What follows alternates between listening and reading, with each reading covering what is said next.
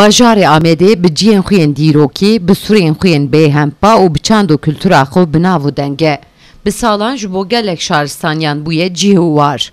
Di gel van taybetmendiyên xwe bi zebeşê xwe jî meşhûr e. Li hemî cîhanê zebeşê bajarê Amedê bi tema xwe yên cuda tên naskirin. Ji ber van taybetmendiyan, hosteyên pêkeran jî dest bi çêkirina alavên sembolên zebeş, sûr û cureyên alavên temsîlên bajar çê dikin. Sedema çêkirina sembolan jî wisa ziman. Ana vî şêt ke tkimez, ev îş meselê berê dest Ermeniya damûn. Em bawan bî meselê me wîsiyam. Ez çarnizam ke çar nesile çaranim ez. Tavanî li ve ber Ermenî me wişalî xizin şemil veyana. İşimi işi alçıya, işi kalebiye, işi şerbike, halege, küpe, çeye, işi hariye, modeliye, satışı model bermeleye, çetki manat froşumuz.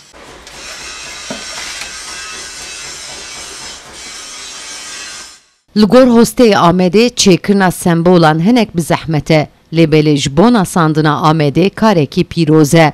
Lewra turistên biyanê dema serdana bajêr dikin, dixwazin ku di gel xwe sembolekî Amedê bi xwe re bibin û li quncikekî li mala xwe deynin.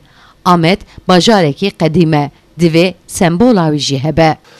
Uğraşmış memege, emek beji emek karşı emek em tistin ana astin yani genelde Türkiye'de karşı emek etmeye.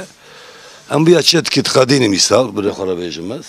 Em bir at proje 4000 ev projende 15000. Em emek dedi kartkın şey bana işte turist hanım bana. Turist keteni bana Hasan Paşa otogare havalanıya. Semti ofis şuat istedim bana. Hediyeler orada gırındı ben. Da atölye li Kolanê navçeya nav Sûrêde mirov dikare her cureyên alavên sembola bajêr, gradên ên malan û ên xemilandinê bibîne.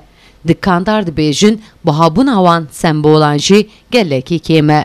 Lewra dibêjin alavên dilxweşiyê ye.